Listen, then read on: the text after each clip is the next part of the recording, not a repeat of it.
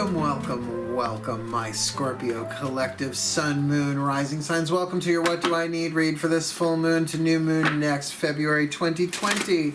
I am your reader, Mark Angelo Lyons, Mel for short, professional witch, professional intuitive, and president of Join the Circle Productions, rip, roaring, and ready to read for you today. If you are new to my channel, please do like and subscribe because I'm the fun one. Found this new reader on YouTube. Which one? The fun one. Even though we are doing waning moon readings today, but you'll see, we'll get through it. Also, I'm making my way to 1,000 subscribers, so your actual subscriptions are helping. I'm getting closer and closer so that I can monetize, so that I can do super live chat, and I'll even do a little ditty called Drunk Tarot once a month for the first couple of months, see how that goes. And there's a video in the description box below explaining what Drunk Tarot is. Go watch it. It's my favorite vid of 2019. And I think if anybody watches it, they'll be like, follow this guy, he's funny. Because I am, so like and subscribe. That being said, let's get down to the biz of this reading, my Scorpios. This is a general read. Please take what resonates and check your other signs. That's why I do sun, moon, rising signs. Keep it simple, because this in particular is a different kind of read than anything else. Well, I've seen, I guess, some things similar on YouTube, but a What Do I Need read is different than just pulling an oracle card, of which we are going to pull oracle cards today. We're going to start with one, actually. We're doing 7 different decks here. For this What Do I Need read, the different voices of the different pantheons that I work with, the different spirit guides, etc. that I work with. Each deck is assigned to a different one and blessed with the vibrational frequency of their dimension, what have you. So what it is, it's asking them, what do I need? Like, what do I need in this situation? What do I need today? What do I need tomorrow? What do I need to know? What do I need to do? Oh, that's like a prayer from the Course in Miracles. Please show me what you would have me do, where you would have me go, what you would have me say, and to whom, right? Because it presumes then the grace of humility, that you know that you don't know, so you get that you're a soul, you don't know the divine plan, you know there is, on some level, there's a divine plan, but like, what do I need? Like, what do I need to know? What do I need to do, etc.? That's what these readings are for. And I was discussing with my guides earlier today. It's like, well, they don't get as many views as, you know, the soulmates and the twin flames. And they're like, yeah, but they're like way more helpful, because knowing what's going on in relationship is helpful, but knowing what you need is way more helpful. I was like, oh yeah. So I'm going to keep doing them for a little while until they tell me to stop, because I enjoy doing them. And people offline have even said this is very, very helpful.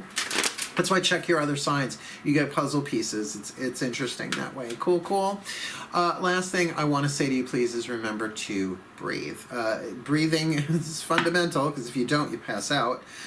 But just in terms of my own spiritual practice, it has become so essential to my own emotional healing work. We're all clearing stuff. I mean, if you're divine feminine, energy sensitive, empathic, or anything, just what's going on in the world politically has people so unsure and terrified that if you're picking up on that, just to be able to have some sort of breath work process, because you always got to breathe, to find that moment of stillness, that moment of silence within where the divine resides, right? And that's where these readings come from, for me at least. So if you're doing the same, if we're consciously breathing throughout the reading, you're more present to hear and feel what's actually being said, so you'll know what to take and what to leave from any reading when you do that. But then you're also tuning to the same source that I am while I'm doing this reading, even though we are separated by time and space. Cool, cool. Does it make sense? I figured for a Scorpio you'd get it. So let's dive in. We're going to start with I almost said the Daughters of the Moon. That's the second deck. They're jumbling in my brain. The Healing with the Angels Oracle by Doreen Virtue. All the decks that I read are in the description box below at the bottom. And I put them at the bottom so that you can look at all the other cool shit I got going on in my description box, because I am a Virgo and I will give you some variety. Immutable Earth. Cool, cool. So we're going to ask the angels what it is that you need, and then we will move on from there with the different decks. Take a nice deep breath. Scorpio, Scorpio, Scorpio. Take another deep breath for a Scorpio. Still point. My angels. Please, one card in clarity for the Scorpio collective. Sun, moon, rising signs. What do they need this full moon in Leo, which is on the 9th, but it's at 2:23 a.m. Eastern. So if you're going to do any kind of magic or casting for the waxing side of things, Do it Saturday night, the 8th. Don't wait for the 9th. To new moon in Pisces on the 23rd. My angels, please, one card in clarity. What does this Scorpio collective sun, moon, rising sign need for this full moon to new moon next February 2020? Something's emerging. You need to emerge or to be aware that something is emerging, which is what I like about reading this oracle deck in particular, that it's the celestial point of view. The angels are saying something's emerging, usually from within the self, right?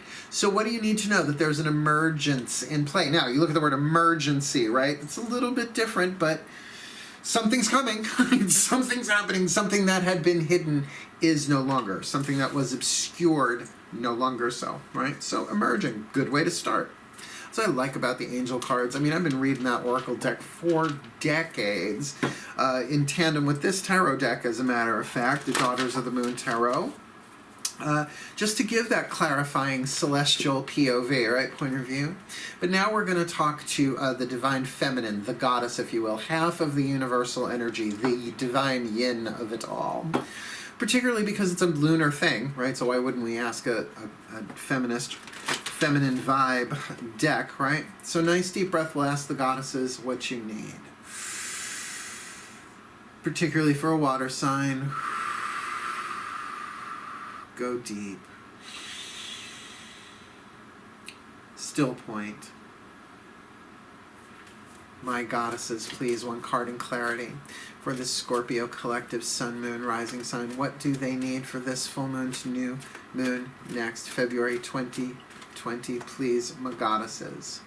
Okay, the Aquarian card. When a court card comes up in a what do I need reading, it says, yes, keep an eye out for Aquarians in your life. Usually you only know their sun signs, but remember, they can be moon, they can be rising, they can be whatever, right? That's why the astrological part of tarot, I love this deck. I love the decks that I use because they put right on the deck what the card is. So there's, yeah, some people will say, oh, then it's all the air signs. Fine if that's the way you read, but I love decks. I'm a Virgo. I like precision that way.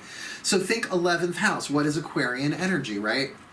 Seeing things from the stratosphere, the larger picture, humanitarianism. They're the friends of the zodiac, right? They can be distant as fuck, but really loyal friends at the same time. Fixed air, like they can get an idea and just stay in that fixed idea, but at the same time, because they're ruled by Uranus, for once I didn't go with the ass joke, I almost sort of did. The planet Uranus, they are the rebels of the zodiac. They like breakthrough. They like the eccentric and the electric in that sense, right? But also about bringing people together, right? Unify. There's a unification principle there with the 11th house, of course, being 2 ones, that would make sense. But the internet, for example, like it used to be where, you know, if you had to get a message across the country, you know, you had to mail it, and before that, Pony Express, right? So now it's like, come on, you can fart in New York and hear it in LA on video call, right? like that. So that thing of it all being interconnected, right? That newness, that freshness, that rebellion, even to an extent. So if that's what's emerging, some sort of from the inside, the divine feminine, from the yin, what's emerging is this Aquarian energy, then there's something breakthrough and new. And this is Ixchel, the eagle woman, which, by the way, the eagle is one of the 3 symbols of Scorpio. Everybody knows the scorpion, but did you know the eagle as well as the phoenix are associated with the sign? So I'll take another little hint, a little tip there, that this is a little scorpionic, particularly because she's holding scissors, meaning that something will be cut away, right? It's like she flies high on the eagle flies high. Well, actually the albatross flies highest, but it's not as majestic an image, right? The albatross woman, she hangs around your neck a lot. This is eagle woman, Ixchel. She sees things from the highest, and so that she can cut away that which no longer serves. Waning moon. Just saying, right? Something's got to go. There's cycles of erosion and renewal. They're just written in. It's the way they are. We can do the best we can to manage them, but whenever something is taken away, it's to make room for something new to come in. So with that emerging as well as that Aquarian rebellious, so innovative is another word, ingenious, right? So let's keep moving along. Let's ask the divine masculine through the mythic tarot, Juliet Sharman Burke here. Nice deep breath, please.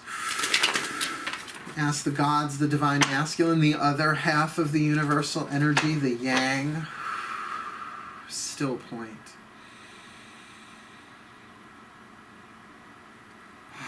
Going deep for you, Scorp. My gods, please, one card in clarity for this Scorpio collective sun, moon, rising sign. What do they need for this full moon to new moon next February 2020? Please, my gods. The divine masculine, what do they need?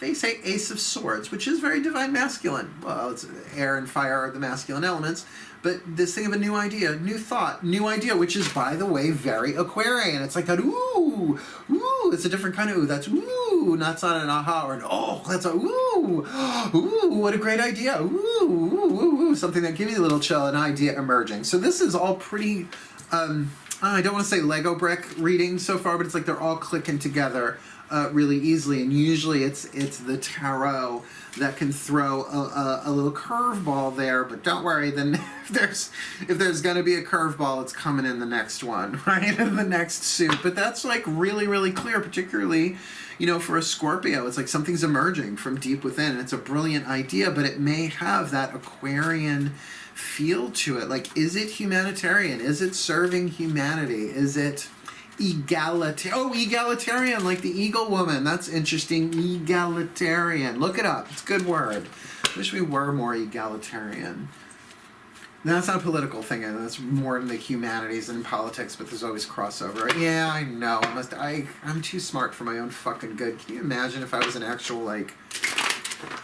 Someone said I should be a comparative religion teacher or a philosophy teacher. I was like, boring as fuck. Plus, if I didn't take the healing path, how many students would I? College students, you know, wouldn't have been good. Wouldn't have been good. In the 80s and the 90s, no, wouldn't have been good. It's better I took the spiritual path, trust me, because I'm an ethical slut. Read the book. Let's ask the Ascended Masters then. I said it to Scorpio. Who else would understand it better? Maybe a Sag. Virgos are the sluts of the zodiac, though. Virginity grows back by daylight. Did you know that? Let's ask the Ascended Masters through the Chuck Spezzano Love Pack. There are 4 suits in this pack. Problem, which is half the suit, sort of the Womp Womp deck, as I like to call it. Then there's the Suit of Luck, the Suit of Healing, and the Suit of Grace. We're getting one of them, the Voices of the Ascended Masters, for what you need. Now, this is all looking really, really good. Considering I got an Ace of Swords for something in the waning moon, like an idea may come, but let's see what has to shift for that Ace of Swords. Let's see what's going on. Let's see, get a little bit more for you from the Ascended Masters. Nice deep breath.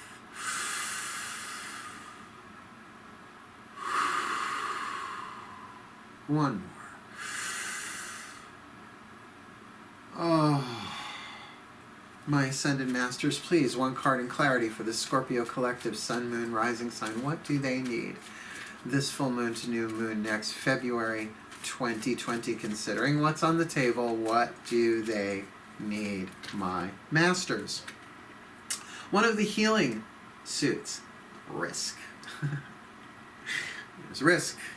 There's a risk. Now, I will say, with the Aquarian card, rebellion, right? Innovative, revolutionary. There's a risk. There's always a risk. There's always a risk. Change, there's always a risk with change. But it's a healing risk that nothing ventured, nothing gained, right? And particularly with this new thought emerging. But know that the purpose there is for healing, that no matter what you do, your intention, the why, if it will. When people say, why are you risking that? You can say, healing, because somehow this is going to heal. Now, you can certainly develop that. You don't have to jump into something at just an ace, but there is sometimes a risk of even considering a thought, right? To say, well, okay, so now coming from over here must be one of the masters, kind of saying, well, just keep asking the question, what's the healthy thing to do here? Like, what's the healing thing to do? What would healing do? What would love do? So do a little bit of self-inquiry as you do that. It's a lot of air going on here. You might as well do self-inquiry. Use the mind, but remember, only the soul can heal the mind. The mind can't heal the mind. Otherwise, we would have been fucking geniuses and all psychologically healthy hundreds, if not, well, at least 200 years ago. How old is modern psychotherapy, right? Freud and Young, forever young. I want to be forever young. Such a Generation Xer. Nice deep breath. We got one more we're getting from the Masters, and why wouldn't we, with a healing card there from the Healing Mantra deck. Matt Kahn. Again, from the Ascended Masters, we're double dipping with them. Nice deep breath, please.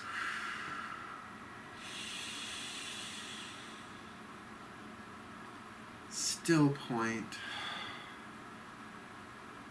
Oh, my Ascended Masters, please, one healing mantra card. What is the perfect healing mantra card for my brothers, sisters here, my Scorpio, Sun, Moon, Rising signs? What do they need this full moon to new moon next?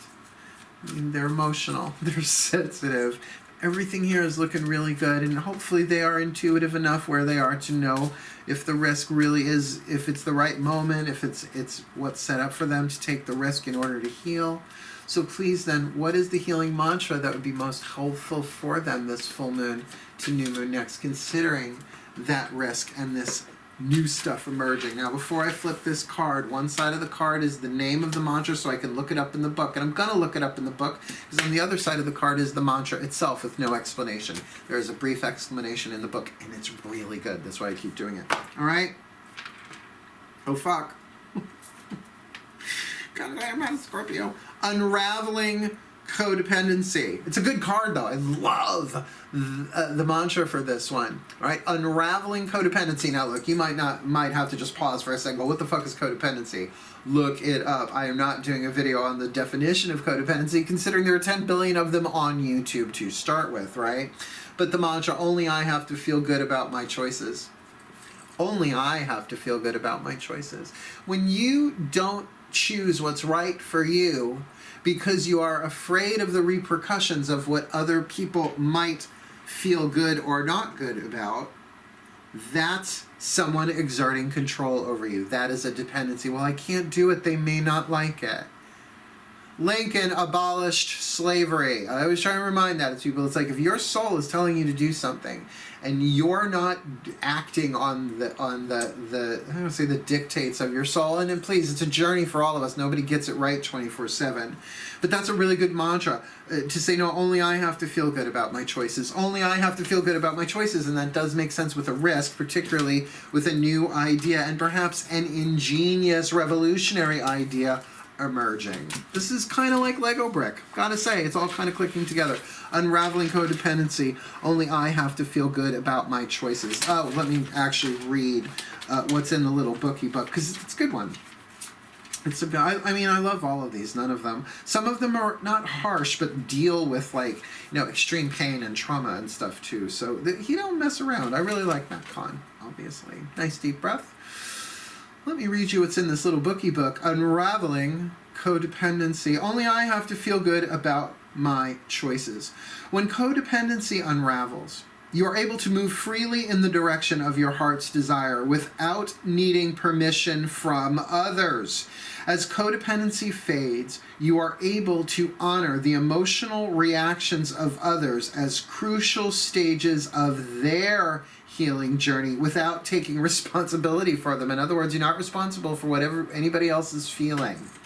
You made me feel. Oh my God. It's okay. You are the one who makes me feel so real. It's lovely music. It's horrible psychology. No, I feel this way about what you did. Keep it in the eye. I mean, that's the healthier verbiage psychologically. I'm not even done reading this, though. It's just that triggers me a little bit. It's like, when you do that, you make me feel. I'm like, I don't make you feel shit. You're feeling what you're feeling. Without taking responsibility for them. Okay, this mantra is ideal for healing family dynamics. Hello. Cultivating emotional freedom. Now, emotional freedom means regardless of then whatever the fuck they're doing, I'm going to feel what I'm going to feel. They're not responsible for how I feel. It's both ways. And reclaiming personal power. Unraveling codependency. Unraveling codependency. Only I have to feel good about my choices. Girl. Rock on with your bad self. Rock the boat. Rock the boat. Go ahead, tip the fucking boat over. Nice deep breath. We're going to ask the higher selves of all involved through the whispers of Love Oracle. I love this deck. You'll see why. Sometimes it comes right out. It just says, do this. Just do this. Very helpful. Like, you can work an Oracle. Get a piece of guidance and grace, right? Breathe with me for your own higher selves. Here we go. My Scorpios. Scorpio still point. Edge of a stinger. Higher selves of all involved. Whew, please. Whew, one card in clarity for this Scorpio collective. Sun, Moon, rising sign. What do they need for this full moon to new moon next? A lot going on here, and a lot of it feels really good. That codependency card threw a little bit of a in there, but obviously there's a risk involved, so please illuminate. What is the most helpful whisper of love for this Scorpio collective Sun, Moon, rising sign for this full moon to new moon next January 2020?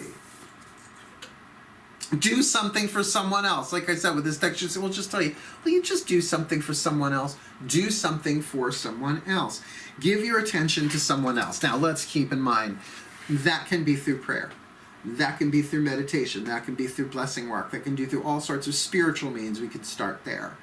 Then there's the element of air, right? You could do something for someone else in terms of saying something kind, of paying them a compliment, of thinking of them kindly, right?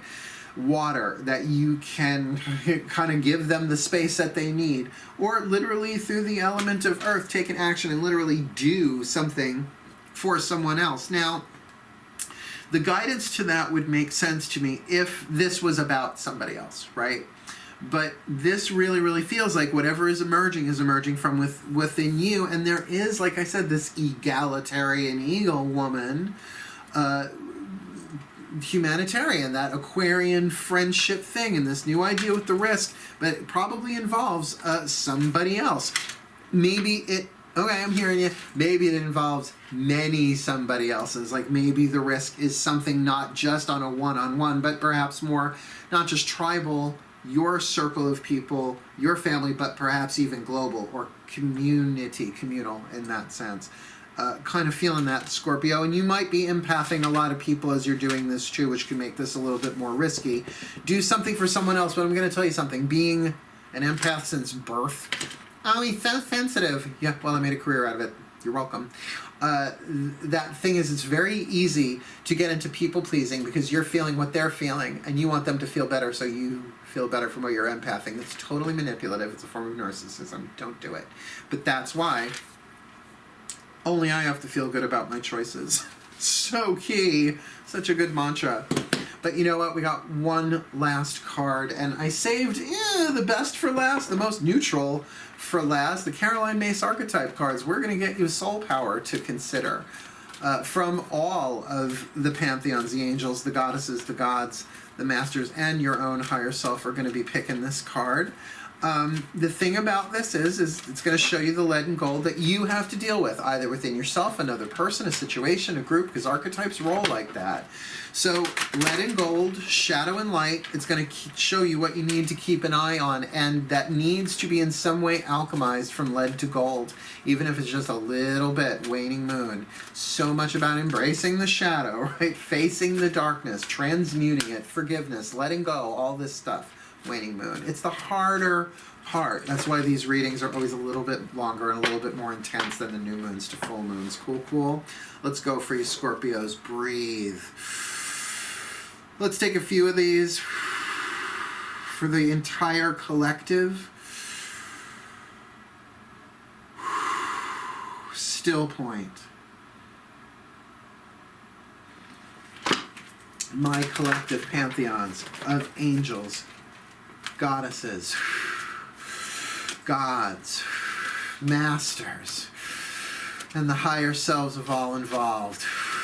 Please, one card. What is the soul power, the dominant archetype that this Scorpio collective, sun, moon, rising sign needs to know about, needs to address, needs to alchemize, either within themselves, another, others, plural, or a situation in and of itself? What is the dominant archetype for the Scorpio collective sun, moon, rising, full moon to new moon next? February 2020. The beggar. Don't freak. The beggar archetype has some very, very holy connotation to it. I don't know that we can place the beggar in the divine family of archetypes. It's probably more either action family or a wild card. I don't remember Caroline Myss defining it specifically in terms of archetypal family like she does so many of them. But as terrifying as the shadow is, because who the fuck ever wants to be a beggar, right? Like, well, you can't be a chooser. Just the colloquialism, right? Who the fuck wants that? But the bright side of it is toxic and scary as the lead or the shadow is as brilliant and healing and holy as the light is. So let's get into this gig a little bit so we can look at this a little differently. The shadow attribute, dependence on others to the exclusion of effort. Look, we all have, and it's funny, here we go, dependency and codependency, right? So that thing, is there an element of begging that either is coming from you or coming from somebody else? An extreme dependency to the exclusion of effort. Now look, I have been living my life as a mystic for as long as I can remember, even as a little kid. Like, even going to church on Sunday was a big deal to me, not because of anything socially that was going on. I ain't tribal, but it gave me an opportunity to talk to God until I realized I could do it anywhere all the time, right? So that thing about being a beggar in a holy context, right, to the exclusion of effort. I know that I can ask the gods for anything, that I can go to the divine, and I am God-dependent more than codependent at this stage of my life at 51, will be 52 years old this year. So I know the gods are like, absolutely, we will get you everything you need, but you must do this, right? It's like you must learn, you must heal, you must grow. So even the gods, to the exclusion of effort, that's a shadow, right? You have to put forth some sort of effort. That's why the light side of this is so holy, H-O-L-Y, like pure straight-on light, gold, light attribute, confronts empowerment at the level of physical survival, awakens the spiritual authority of humility, compassion, and self-esteem, because you are a divine child, we all are. So even if you are not the one doing the begging, because honestly, with what I'm seeing here with this humanitarian stuff, this Ace of Swords, this idea that's a risk, that it's emerging from within you, with this unraveling of codependency, you might very well have to deal with some beggar energies.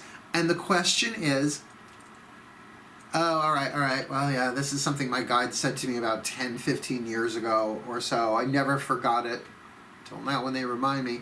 If you carry those who walk, their legs will wither. Oh, right. It's like if you don't use, it's atrophy. Things atrophy. Well, there's nothing wrong with serving, right? There's nothing wrong with cutting things loose that don't serve. Sometimes the most loving thing that you can do, right? Do something for someone else, right? Do something for someone else.